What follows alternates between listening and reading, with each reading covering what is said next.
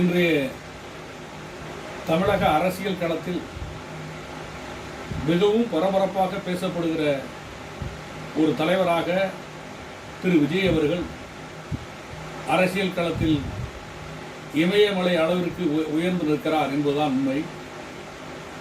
இன்றைய காலகட்டத்தில் திராவிட முன்னேற்றக் கழகம், அனைத்து இந்திய அண்ணா திராவிட முன்னேற்றக் கழகமும் மிரளக்கூடிய வகையில் ஜல்லிக்கட்டு காளையை போல் துள்ளி குதித்து தமிழக அரசியல் களத்திலே திரு விஜய் அவர்கள் வலம் வந்து கொண்டிருக்கிறார்கள் என்பதுதான் உண்மை. சுதந்திரத்திற்கு பிறகு காங்கிரஸ் கட்சி தமிழ்நாட்டை நீண்ட நாட்களாக ஆண்டது. நீண்ட நாட்களாக ஆண்ட காங்கிரஸ் கட்சியை 1967 பேரறிஞர் அண்ணா அவர்கள் அப்புறப்படுத்திவிட்டு திராவிட முன்னேற்ற கழகத்தின் சார்பில் 67 பேரறிஞர் அண்ணா அவர்கள் முதல்வரானார்கள். திரு கலைஞர் அவர்களுக்கும் திரு எம்ஜிஆர் அவர்களுக்கும் அரசியல் கருத்து வேறுபாடு ஏற்பட்டு திரு எம்ஜிஆர் அவர்கள் 1972 அனைத்து இந்திய அண்ணா திராவிட முன்னேற்ற கழகம் என்ற இயக்கத்தை தொடங்கி 77 திமுக என்ற அரசியல் இயக்கத்தை அப்புறப்படுத்திவிட்டு அனைத்து இந்திய அண்ணா திராவிட முன்னேற்ற கழகம் அரியணை ஏறியது. இது தமிழக அரசியலில் நடந்த நிகழ்வுகளாகும்.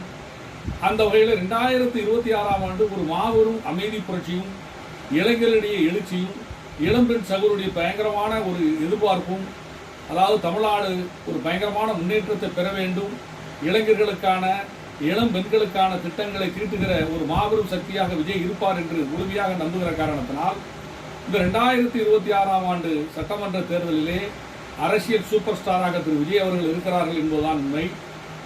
நீண்ட நாட்களாக ஆண்ட திராவிட முன்னேற்ற கழகத்தையும் அனைத்து இந்திய அண்ணா திராவிட முன்னேற்ற கழகத்தையும் அப்புறப்படுத்திவிட்டு 2026 தமிழ்நாட்டில் தமிழக முதல்வராக திரு விஜய் அவர்கள் பொறுப்பேற்பார்கள் என்பது எங்கு பார்த்தாலும் கூடுகிற கூட்டமே சாட்சியாகும். திராவிட முன்னேற்ற கழகத்திற்கு கூட்டம் தன்னால் கூடவில்லை. அனைத்து இந்திய அண்ணா திராவிட முன்னேற்ற கழகத்துக்கும் தானாகவே கூடவில்லை. அது திராவிட முன்னேற்ற கழகத்திற்கும் சரி, அனைத்து இந்திய அண்ணா திராவிட முன்னேற்ற கழகத்திற்கும் சரி திரட்டப்பட்ட கூட்டமாக இருக்கிறதை தவிர கூட்டம் திரட்டப்படாமலேயே திரு விஜய் அவர்கள் காலை 11 மணிக்கு வருகிறார் என்றால் 8 மணிக்கே கூட்டம் கூடுகிறது. தமிழ்நாடு முழுவதும் கூட்டம் கூடுகிறது.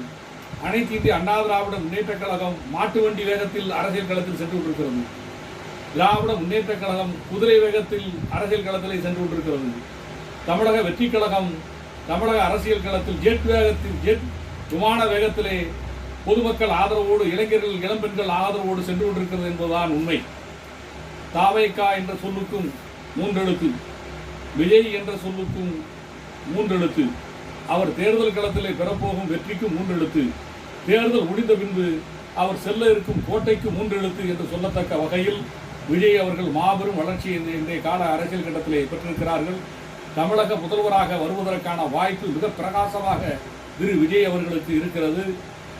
சீனி இல்லாமல் பாயாசம் இல்லை, அலை இல்லாமல் கடல் இல்லை, தென்றல் காற்று இல்லாமல் நந்தவனம் இல்லை, திரு விஜய் அவர்கள் இல்லாமல் தமிழக அரசியல் இல்லை என்று சொல்லத்தக்க அளவில் ஒரு மாபெரும் வளர்ச்சியை தன்னுடைய உழைப்பால், தன்னுடைய நேர்மையினால், தன்னுடைய தியாக மனப்பான்மையால் இன்றைய தமிழக அரசியல் களத்தில் கடுமையான உழைப்பின் மூலம் இளைஞர்கள், இளம்பெண்கள் மற்றும் அனைத்து தரப்பு மக்களுடைய பேராதரவோடு தமிழக முதல்வராக அவர் பொறுப்பேற்கிற தேனான செய்தி விரைவில் வரும் என்ற நம்பிக்கை நம் அனைவருக்கும் இருக்கிறது. நன்றி, வணக்கம்.